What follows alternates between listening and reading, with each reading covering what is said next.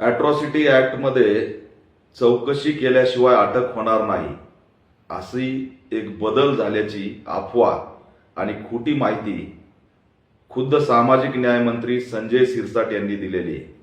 मुळात 2025-26 ला कोणताही अॅट्रॉसिटी ऍक्टमध्ये बदल झालेला नाही।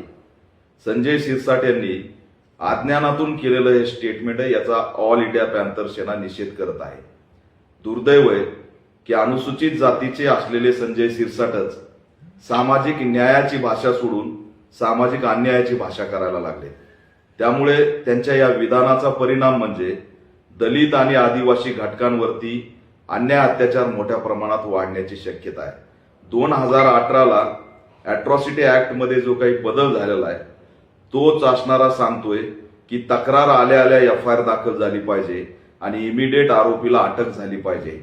संजय शिरसाट यांनी हा शोध कुठून लावला हा प्रश्न आम्ही त्यांना विचारतोय।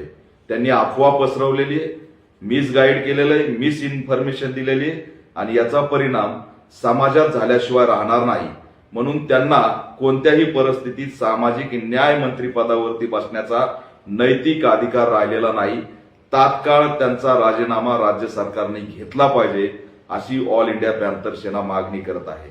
दुर्दैवाने अन्याय अत्याचार, दलितांच्या भूमिका आणि अॅट्रॉसिटी ऍक्ट याबद्दल संजय शिरसाट यांना कसलीही माहिती नाही।